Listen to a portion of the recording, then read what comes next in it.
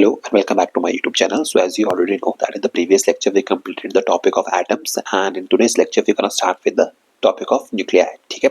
Now before we start with this topic of nuclei, I have a word of caution for you. ठीक है. अब बात क्या है कि this is one of those chapter which students find कि उन्हें आता है, उन्हें ऐसा लगता है कि उन्हें आता है, but the questions that are asked from this chapter are really difficult. मतलब डिफिकल्ट तो नहीं कह सकते, but they are tricky. Okay, so you have to be very careful by dealing with the questions of nuclei. That's the point number one. Second, in most of the institutions they don't cover the modern physics, especially the topic of atoms and nuclei. क्यों? क्योंकि वो कहते हैं that you have discussed almost entire everything in chemistry. तो वो कहते हैं कि नहीं वो नहीं करवाते हैं. Most of the time they don't have the time, तो वो करवाते ही नहीं है. ठीक है. सो आई वुड इंसिस्ट, अगर आपने इंस्टीट्यूशंस में अपना ये टॉपिक नहीं कवर किया है तो भी अच्छे से कर लें. अगर आप वहां से करना चाहते हैं then you should ask them to इन चैप्टर्स को कवर करवा जाए, because the modern physics carry a weightage of around 20 to 25 marks and these will set the tone for your rank. आपका रैंक क्या आएगा वो एक ही चैप्टर्स आपको डिसाइड कर देते हैं. ठीक है. So on that note let's just start the topic of nuclei. ठीक है. तो न्यूक्लियाई को जब हम शुरू करेंगे, इसमें से कुछ टॉपिक्स ऐसे होंगे which you have discussed in which you have studied in chemistry.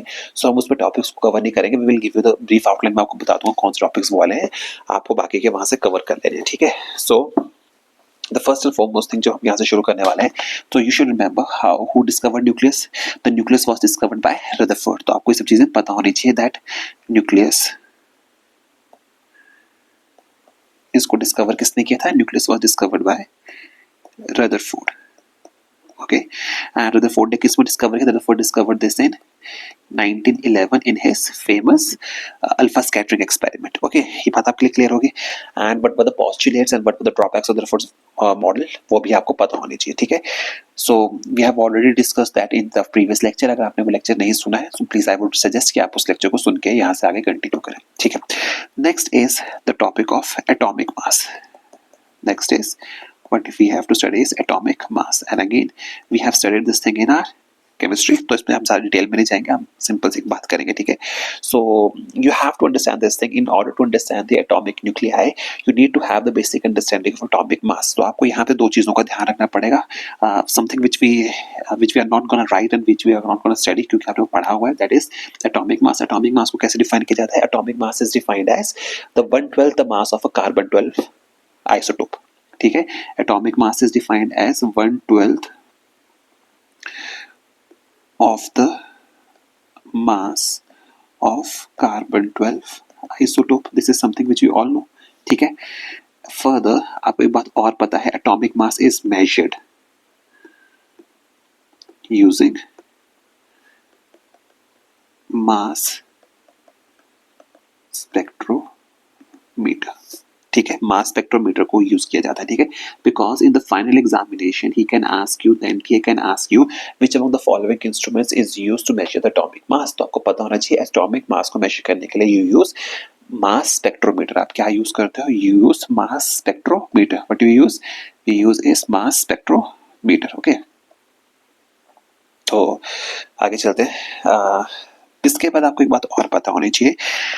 One more thing which you should remember is that 1 AMU is equal to 1.66 cross 10 raised to power minus 27 kg. ठीक है.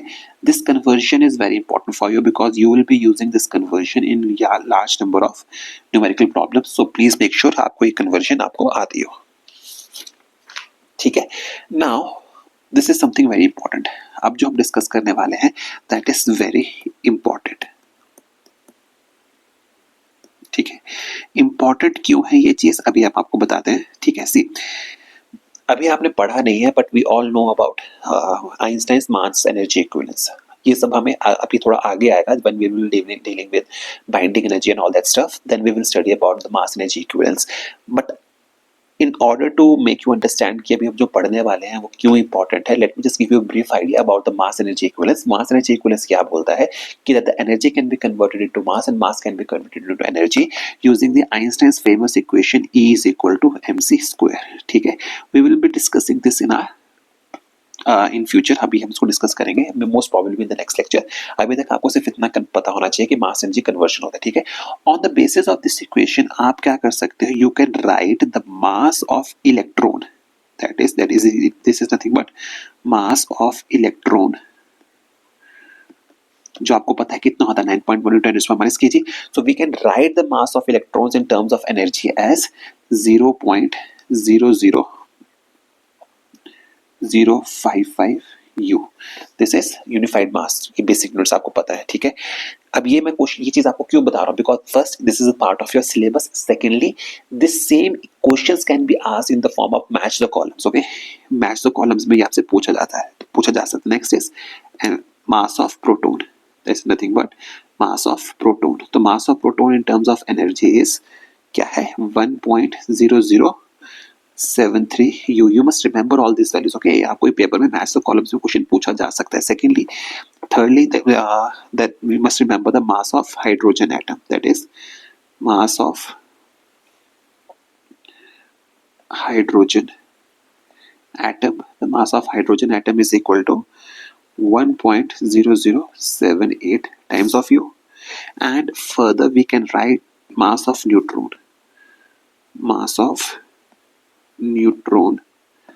as 1.0086 U. ठीक है, and again I'm repeating myself, you must remember these values because these values can be asked in the form of match the column questions, ठीक है। they will simply ask you match the columns की पूछेंगे कि mass of electron in terms of energy is given by this much, ठीक है। तो ये चीज आपको यहाँ पे आनी चाहिए, ठीक है। फर्दर आपको यहाँ पे एक बात का और पता होना चाहिए, the same question can be asked in different way, they can suggest you. अब आपको यहाँ पे मैं एक बात बता देता हूँ, this is also one of the most important things, ठीक है। That is atomic masses can be expressed in terms of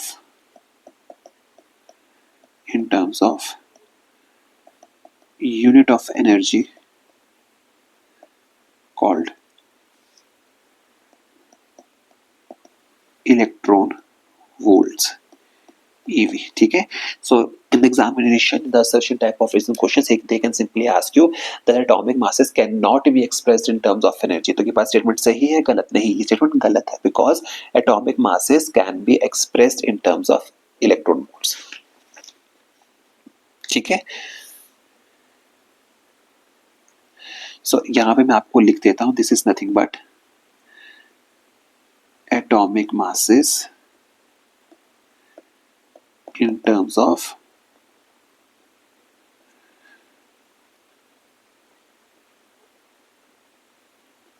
AMU, that is average mass, AMU की फॉर्म में, ठीक है। One in terms of AMU, atomic masses in terms of AMU, ठीक है। ये पता होनी चाहिए, ठीक है। इसके बाद आपको एक बात और पता होनी चाहिए, ठीक है। There is one more thing which you should remember, that 1 AMU is equal to 931 mega electron volts, ठीक है।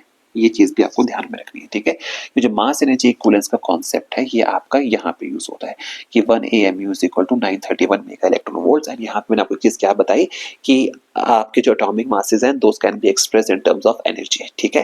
And 1 AMU is 931 mega electron volt, and this is a standard conversion.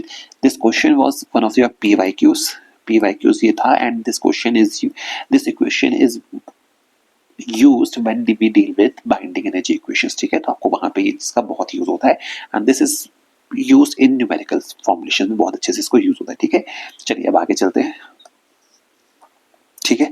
Now next is the composition of nucleus. Now the next is composition of nucleus, ठीक है। When we talk about the composition of the nucleus, मैं आपको यहाँ बता दूं, this is very important, ठीक है। Why this is very important? Because composition of nucleus is very interesting, ठीक है, बहुत ज्यादा इंटरेस्टिंग है। So you have to be very careful, listen to it, be very carefully, okay। Now see, atomic nucleus, in order to explain the composition of nucleus, many theories were given, and two of those theories stand out। बहुत सारी theories थी, but दो जो है वो stand out करते हैं। And what are those theories? The first theory which stand out is the proton electron hypothesis,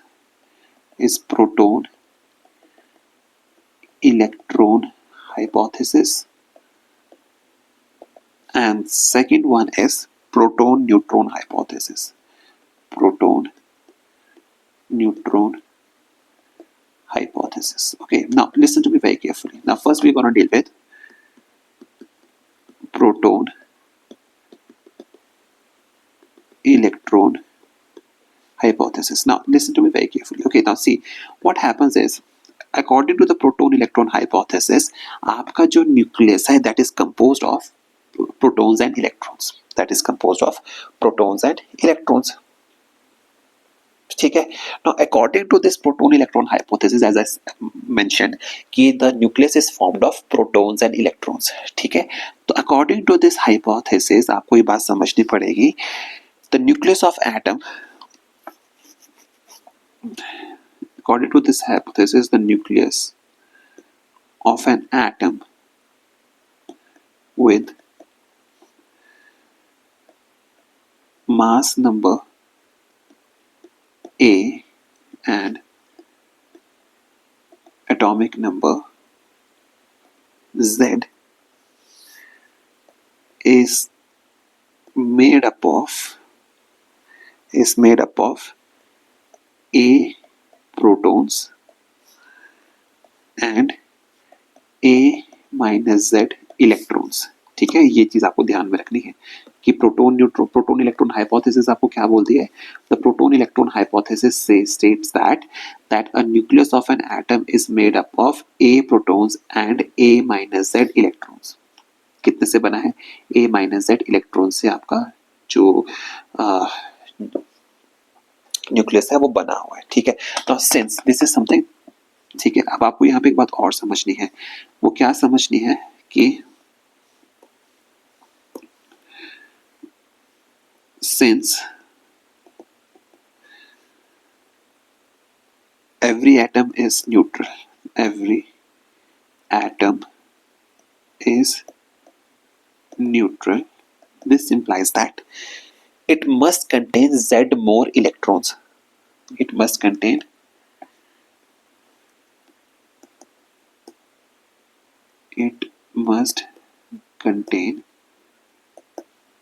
Z more electrons. ठीक है. तो ये चीज आपको समझनी पड़ेगी. This is a very important point. ठीक है.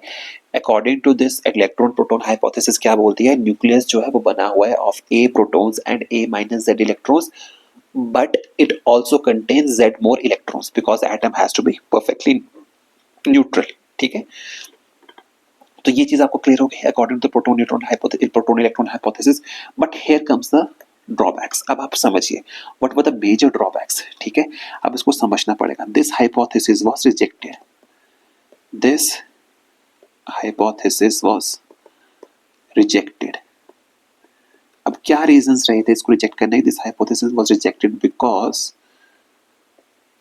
because now you must be wondering why I'm teaching you this proton electron hypothesis, since it was rejected. We are dealing with this, we are understanding this proton electron hypothesis although it was rejected because it forms the foundation for proton neutron hypothesis. ठीक है. ये आपको foundation ले करती है कि why proton electron, the drawbacks of proton electron hypothesis क्या थे. this will lead you to the proton neutron hypothesis कि न्यूक्लियस के अंदर प्रोटॉन और न्यूट्रॉन्स होते हैं, इलेक्ट्रॉन्स नहीं होते हैं. ठीक है. and what were the reasons due to which this proton electron hypothesis was rejected? First one was the energy. ठीक है. the first one was ठीक है. पहली बात समझनी पड़ेगी. The first, इसको मैं शॉर्ट में लिखूंगा. and let me just tell you one thing. You can for this refer to your reference book. ठीक है. I'll be discussing all these hypotheses, why this hypothesis was rejected. I will be discussing each and every point, but I'm not going to write all those words and all those statements because फिर आपका video बड़ा हो जाता है and लिखने में थोड़ा time waste होता है, समझाने में easy रहता है. ठीक है. So that's the reason why I'm suggesting you to understand this hypothesis. Please refer to your reference book. ठीक है. Most probably because I'm following Pradeep, so I would suggest कि आप प्रदीप को रेफर करें. ठीक है. Now let's just move back to what were the reasons why this hypothesis was rejected. The first reason was energy requirements, and these energy requirements were given with the help of two principles. The first was Heisenberg's uncertainty principle. Heisenberg's uncertainty principle and de Broglie hypothesis. De Broglie hypothesis. Now see, we know about both these things. हमें पता है कि Heisenberg uncertainty principle क्या है, हमें पता है de Broglie hypothesis क्या थी. Now according to this hypothesis, for an electron to exist inside a nucleus. Now please listen to me very carefully. This was the first major drawback for the proton electron hypothesis. The first major drawback for the proton electron hypothesis was based on the Heisenberg's uncertainty principle and de Broglie hypothesis. ठीक है, और वो क्या थी, energy की requirement. Now for an electron to exist inside a nucleus an energy of around 20 to 200 mega electron was required. Again, I'm repeating myself. In order for electron to exist inside a nucleus, एक electron को nucleus के अंदर exist करने के लिए energy की requirement कितनी है, 20 to 200 मेगा इलेक्ट्रॉन वोल्ट्स. ठीक है, इतनी एनर्जी की रिक्वायरमेंट है. But our calculation suggest that कि इलेक्ट्रॉन के पास एनर्जी कितनी होती है ड्यूरिंग बीटा डिके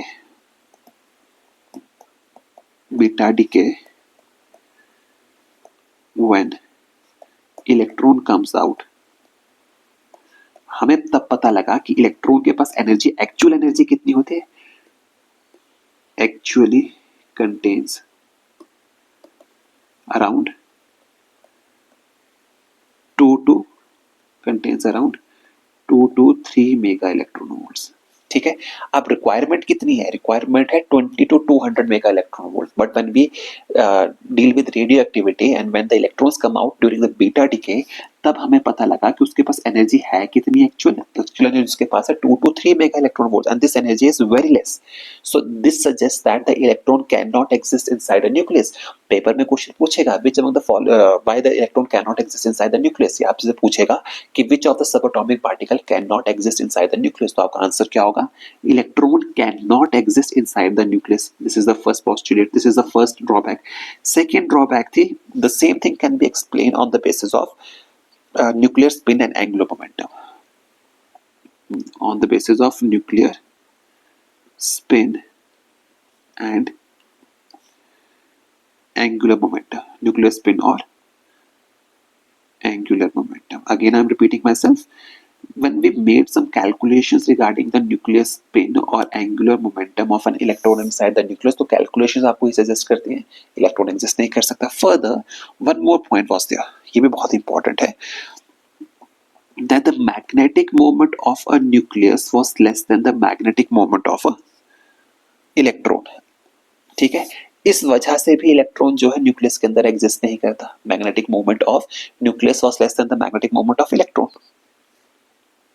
ठीक है, तो ये सब चीजें आपको, these were some of the points, these were some of the major drawbacks of the proton electron hypothesis. Again I'm repeating myself and let me just rewind this thing कि proton electron hypothesis आपको ये बोलती थी कि the nucleus consists of protons and electrons. उसके अंदर कितने protons थे, it contains a protons and a minus z electrons and it must contain z more electrons in order to maintain the stability. Clear हो गई इतनी सी बात. Now but when we made certain calculations, when certain experiments were performed, it was found that this hypothesis was wrong. क्यों wrong थी, क्यों गलत थी? Because on the basis of de Broglie hypothesis and uncertainty principle, the energy requirements for an electron to exist inside a nucleus was around 20 to 200 mega electron volt. But वो energy कितनी थी उसके पास on the basis of beta decay experiments? और the energy it contained was around 2 to 3 mega electron, which was very less. ठीक है, which than the required energy. This was the first point. Secondly, on the basis of calculations of the magnetic moment, angular momentum and spin, हमें पता लगा कि electron exist नहीं कर सकता. Thirdly, one more reason was say that the magnetic moment of nucleus was less than electron. तो अब अपने कॉन्स्टिट्यूएंट से उसकी वैल्यू कम नहीं हो सकती ना. So that is the reason why the electron cannot exist inside the nucleus. Then the question arises, what was inside the nucleus? ठीक है, so अब ये थी इसकी फाउंडेशन कि यहाँ पे आपको पता लगा कि इलेक्ट्रॉन तो उसके अंदर एग्जिस्ट नहीं करेगा. तो अब यहाँ पे आपकी पिक्चर में आता है Chadwick. Now here we come the, अब यहाँ पे चैडविक आता है. चैडविक के साथ when we talk about Chadwick we talk about the neutron. So here comes with the now Here comes the neutron in the picture, and we're going to study about the discovery of neutron. ठीक है. Now from the basic knowledge that we attained in the chemistry, हमें पता है that the neutron was discovered by Chadwick, and it was discovered by Chadwick in year 1932. In 1932. Now understand this thing, the discovery of neutron revolutionized the concepts of atomic nuclei, and for this discovery he was given a Nobel Prize in physics in the year 1935. ठीक है. Now you must understand the why the discovery of neutron was so important. ठीक है, neutron क्यों important है. See, when we what happened was, now you need to understand this thing. ठीक है. Now see, Chadwick observed that Chadwick ने ये observe किया था that when beryllium was bombarded with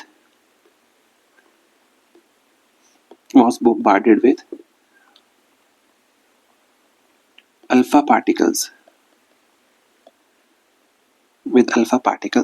some neutral radiations were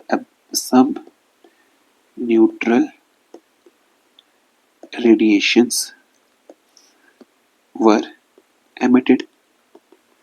This is what Chadwick observed. ठीक है. Now when these neutral emissions, when the neutral radiations were emitted, initially it was thought that they might be photons, because photons in themselves they don't contain any charge. ठीक है. But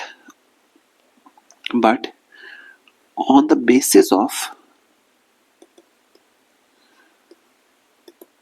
principle of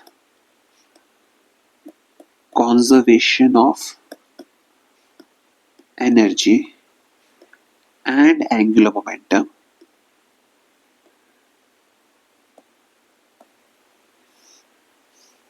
rather you should simply say the momentum instead of saying angular momentum, just say momentum. On the basis of energy and momentum,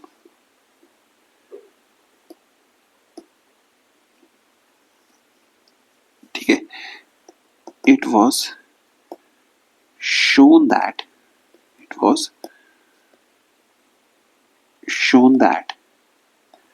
the neutral particle cannot be photon, वो photon नहीं हो सकता, and this neutral particle was named as neutron, and this neutral particle was named as neutron. ठीक है. Now the story is very big regarding the formation of neutron and the discovery of neutron. These are the basic, but these are the points which you should remember for examination. इससे ज़्यादा आपको इसमें याद करने की ज़रूरत नहीं है. ठीक है. Now with the discovery of neutron, ठीक है, ये बात क्लियर हो गया. The particles what neutron. ठीक है. अब यहाँ पे आपको न्यूट्रॉन की कुछ प्रॉपर्टीज आपको पता होनी चाहिए. that the mass of proton is nearly equal to mass of neutron. के बराबर होता, ऑलमोस्ट उसके बराबर होता. This is something which we already know because we have studied this thing in our chemistry classes. ठीक है. फर्दर आपको एक बात और पता होनी चाहिए regarding the properties that free proton is stable but free neutron is unstable. इस बात का मतलब क्या हुआ? This is a very important point. ये एग्जामिनेशन में आपसे पूछा जा सकता है, and this is very important point. And what does this mean? इसका मतलब ये है कि if I take a proton, उसको न्यूक्लियस के बाहर निकाल के अगर मैं रखता हूँ, it will be stable, but neutron जो होता है वो स्टेबल नहीं होता है. न्यूट्रॉन न्यूक्लियस के अंदर ही स्टेबिलिटी शो करता है, but the moment we take it out of the nucleus, उसकी स्टेबिलिटी खत्म हो जाती है. It does not remain stable. Clear हो गई तीसरी बात? ठीक है. इसके बेसिस पे, ऑन दीज बेसिस, अब आपके पास आता है प्रोटॉन न्यूट्रॉन हाइपोथेसिस. क्या अब आपके पास पिक्चर में क्या आएगा? Now you will studying about proton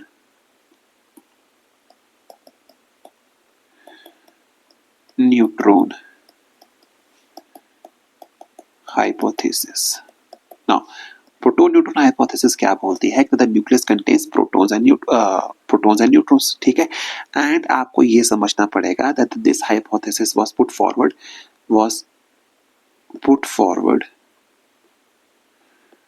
after this hypothesis was put forward by, यहाँ लिख देता हूँ, this hypothesis was put forward by Heisenberg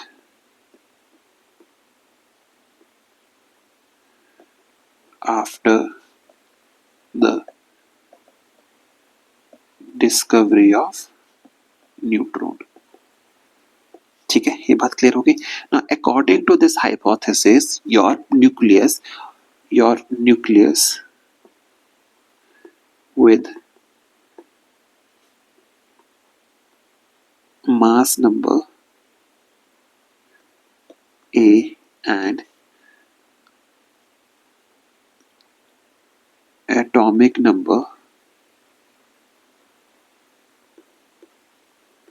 Z contains, कितने कंटेन करता है, contains Z protons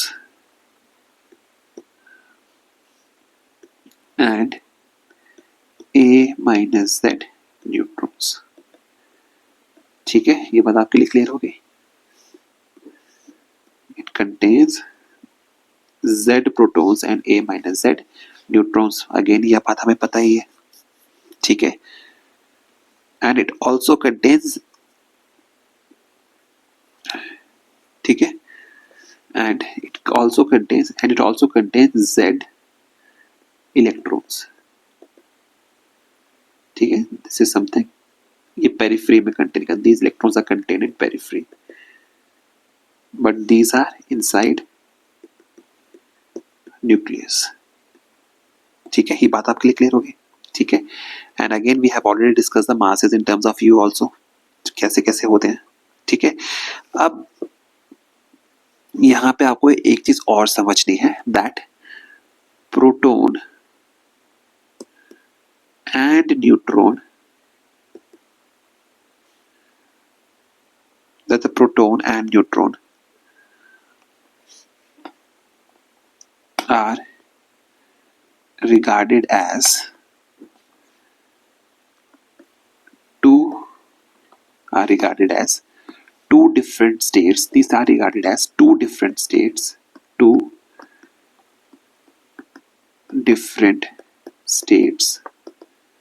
of same particle called nucleon.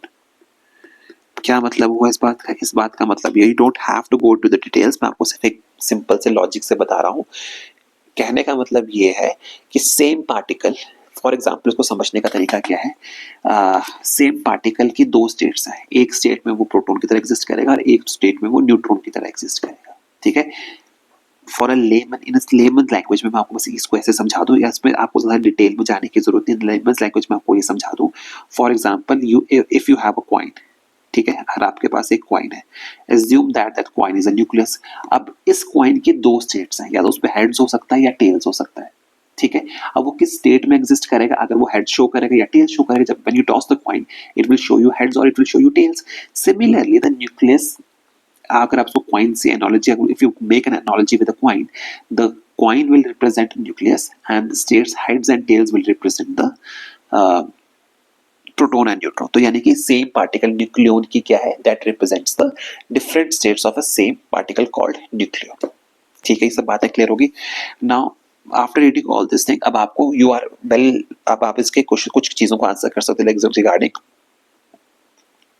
The concept of what is atomic number, what is mass number, ठीक है। तो ये डेफिनेशन आपको पता होनी चाहिए। Let me write here, you must be able to define what is the atomic number. We are not gonna deal with all this things because you have studied this things in your chemistry class, the concepts are same, definitions will remain the same, so आपको पता होना चाहिए। These are the definition which you should know, what is atomic number, what is mass number, then you should know about what is a nuclide, ठीक है। then you must remember about what is proton, ठीक है, and you must remember about what is neutron, ठीक है, the basic understanding of proton and neutron, you all have that basic understanding. मैं अब आपको यहाँ पे दो चीजें और बता देता हूँ, इसके अलावा आपको कुछ जानने की जरूरत नहीं, बाकी जो बेसिक अंडरस्टैंडिंग आपकी रहेगी, that the angular momentum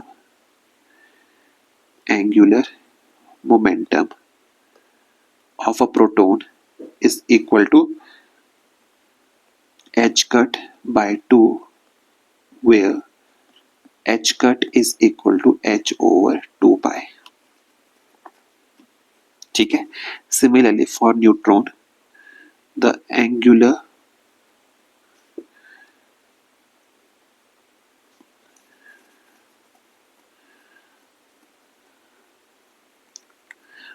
sorry, इसके लिए आपको एंगुलर मोमेंटम लिखने की जरूरत नहीं है, पहले मुझे उसको वो भी लिखना है, ठीक है। And you must also remember this thing that the magnetic moment for a proton mu p is equal to 2.79 nuclear magneton। These are something which you should know, ठीक है। Moving on, now we are going to talk about the neutrons, ठीक है।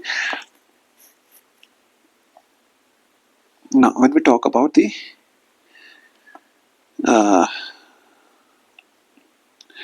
Neutron, तो neutron में आपको ये पता होना चाहिए कि it doesn't contain any charge, mass is something that is equal to इतना, and you should remember that mean life, this is very important because we have already studied that the neutron is unstable outside the nucleus, ठीक है, and the mean lifetime for a neutron is 1000 seconds। ये चीजें आपको पता होनी चाहिए, I'm not going into details of all these things, ये आपको बेसिक चीजें पता है। and further one more thing जो आपको पता होनी चाहिए, this reaction, always remember this reaction, if 0 and 1, this represents a neutron, ठीक है, this will represent your neutron, it will always decay into a proton plus an electron plus antineutrino। This, please remember this reaction because this is a simple reaction and they can simply ask you the neutron decays into, ये neutron का decay show कर रहा है, तो please remember the neutron जो है वो decay कर रहा है into a proton, a electron and antineutrino, ठीक है। इस चीज का ध्यान रखिएगा, examiner can ask you this simple question, ठीक है, because even in the last years examination the concepts of alpha decay and beta decay were not mentioned syllabus में, बट स्टिल उसने क्वेश्चन पूछा था regarding the alpha decay and beta decay and gamma decay, so that's why I am telling you, आपको ये चीज पता होनी चाहिए, ठीक है। एंड फर्दर आप you must also remember one more thing that the angular momentum of a neutron is also equal to h cut by 2, ठीक है, ये सब बातें पता हो गई, ठीक है ना। एक बात और, you have discussed about the alpha decay क्या होता है, and you know about the what are the alpha decay because you have studied this thing in chemistry in the topic of alpha decay experiments। आपको एक चीज का और ध्यान होना, you must have studied about a concept called penetrating power, you have studied about the alpha particles have least penetrating power, मतलब वो ज्यादा distance travel नहीं कर पाते, ठीक है, but neutrons since they do not contain any charge, since neutrons do not contain any charge they have large penetrating power, ठीक है। सो आपसे पूछा जा सकता है among alpha particle, beta particle and neutron, ये आपसे पूछेगा among the proton, neutron and electron which among the following particle have maximum penetrating power, तो किसके पास मैक्सिमम पेनिट्रेटिंग पावर होती है, the maximum penetrating power is present with neutron, they can have large penetrating power. So इसका reason क्या है, इसका reason ये है कि since neutron do not contain any charge, since these are chargeless, क्या मतलब है, since they do not contain any charge they are not affected by the charge that is contained on the nucleus, as a result of which they have large penetrating power, ठीक है। इसके बाद since nuclear reactions is in your syllabus, तो मैं आपको यहाँ पे एक चीज इंट्रोड्यूस कर देता हूँ, फास्ट मूविंग न्यूट्रॉन्स को रोकने के लिए, in order to slow down the fast moving neutrons, in order to slow down fast moving neutrons, ठीक है, in nuclear reactors. In order to use fast moving neutrons, we use certain materials. Like we use ordinary water, we use ordinary water, ठीक है, हम use करते हैं graphite, ठीक है, हम यूज करते हैं heavy water, and I hope you know the difference between heavy water and a normal water, ठीक है, and these substances are known as moderators. So in examination, the examiner can ask you which among the following material can be used as a moderator to slow down the fast moving neutrons. या इसी question को कैसे पूछ सकता है, he can simply ask you what is the function of a moderator. तो moderator का function क्या है? moderator का function है, the function of the moderator is to slow down a fast moving neutron in a nuclear reactions में, ठीक है, I hope ये बात क्लियर होगी, ठीक है. Now moving on to the next point अब आपको स्टडी करने वाले हैं, that is the nuclear size, that is the nuclear size, ठीक है. नाउ द न्यूक्लियर साइज, इसमें हम ज्यादा उसमें जाएंगे नहीं, ठीक है, आपको यहां पता होना चाहिए nuclear size is given by R is equal to R not A of 1/3, ठीक है, where R naught is equal to 1.2 cross 10 raised to power minus 15 meters, ठीक है, and A is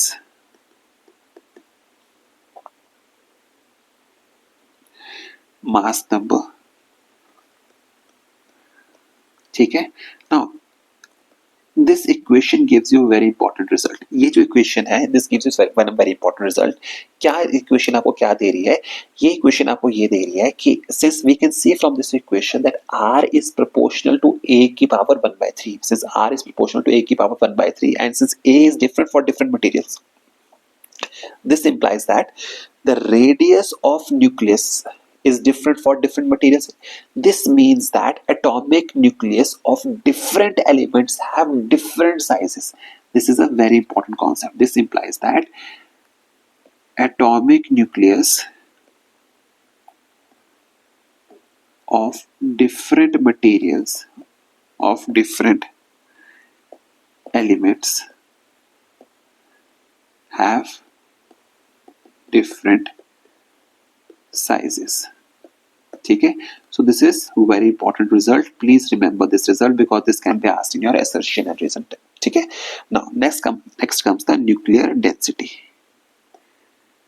Next comes the nuclear density, ठीक है. Now with nuclear density there is one important result. आपको इसके पहले बात है कि इस पहले आपको डायरेक्ट रिलेशन पता होना चाहिए, rho is equal to 3m over 4 pi R naught cube where terms have their usual meaning. ये बात आपको क्लियर होगी यहाँ पे. यहाँ से आपको एक चीज का ध्यान होना चाहिए. This is a very important result. This result suggests that the nuclear density is same for all nuclei. Nuclear density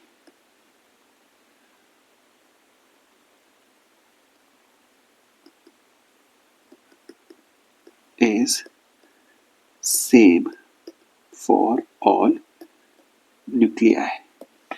Nuclear density is same for all nuclei. क्यों सेम है? Because nuclear density is independent of mass number. इस बात का मतलब ये हुआ कि if in the examination if the examiner asks you, ठीक है, the nuclear density of hydrogen is what he can simply say you among the following statement which of the following statements are correct. So if he says that the nuclear density of hydrogen is less than the nuclear density of helium, ये statement सही है गलत है? This statement is wrong because nuclear density is same irrespective of the nucleus. Nucleus किसी का भी हो, आप हाइड्रोजन को टंगस्टन के साथ कंपेयर कर लो. If you compare hydrogen to tungsten, still then the nuclear density will remain same because nuclear density is independent of mass number. So आपको ये चीज वैसे ही पता होना चाहिए. And on substitution the values, we get the density of nuclear density as 2.29 cross 10 raised to power 17 kilogram per meter cube, ठीक है. So you should always remember this value because this is something which can be asked in your NEET examinations, ठीक है. Now moving on to the next topic.